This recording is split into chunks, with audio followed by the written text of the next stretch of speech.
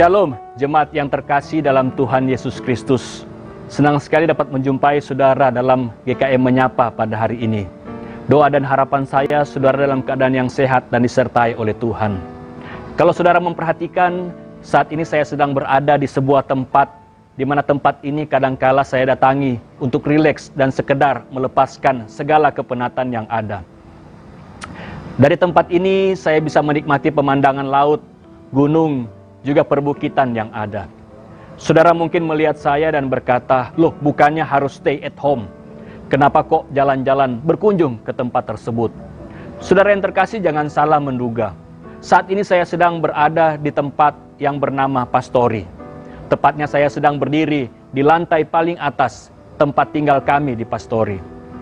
Saudara yang terkasih, Pastori adalah tempat atau rumah kediaman para hamba-hamba Tuhan yang melayani di rumah Tuhan. Sebagai manusia, kita pun saat ini sedang mendiami rumah kediaman kita. Rumah kediaman yang saya maksudkan itulah tubuh atau raga kita, yang didiami oleh jiwa atau roh kita. Nah saudara yang terkasih, firman Tuhan hari ini terambil dari 2 Korintus 5 ayat 1 yang berkata, "Karena kami tahu bahwa jika kemah tempat kediaman kita di bumi ini dibongkar, Allah telah menyediakan suatu tempat kediaman di sorga bagi kita, suatu tempat kediaman yang kekal, yang tidak dibuat oleh tangan manusia." Rasul Paulus dalam ayat ini meneruskan pembicaraan di ayat-ayat yang sebelumnya, mengenai alasan keberanian dan kesabaran dia dan rekan-rekan sepelayanannya dalam menanggung penderitaan. Kata kerja dibongkar bahasa aslinya kata luo, dapat memiliki arti dirobohkan atau dirusak.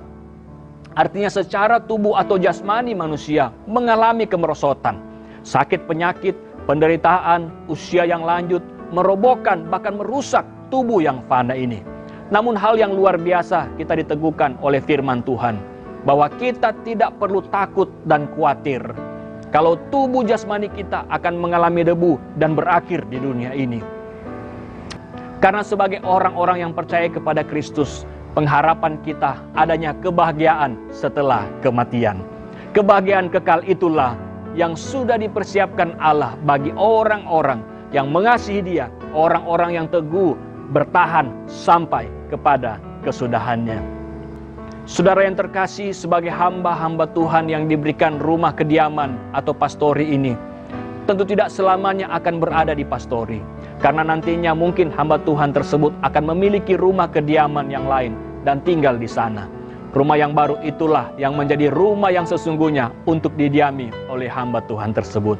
Nah saudara yang terkasih, bagian firman Tuhan dalam Filipi 3 ayat 20 berkata, "Karena kewargaan kita adalah di dalam sorga, dan dari situ juga kita menantikan Tuhan Yesus Kristus sebagai juru selamat." Dalam kerajaan surgalah rumah kediaman kita yang sesungguhnya, dan itulah pengharapan kita. Di sanalah kita bersama-sama dengan Kristus sebagai juru selamat kita. Sampai di sini saudara mungkin berkata kepada saya, tapi itu kan nanti.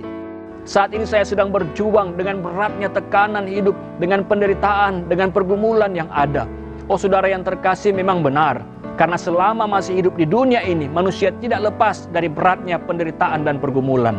Tapi di bagian sebelumnya firman Tuhan menguatkan kita, bahwa penderitaan ringan yang sekarang ini mengerjakan kemuliaan kekal yang melebihi segala-galanya, jauh lebih besar dari penderitaan ini.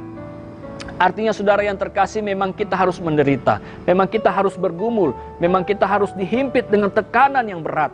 Namun ingatlah bahwa kewargaan kita adalah di dalam kerajaan surga. Kemuliaan, kebahagiaan, sukacita kekal itu akan kita nikmati melampaui penderitaan yang saat ini kita rasakan.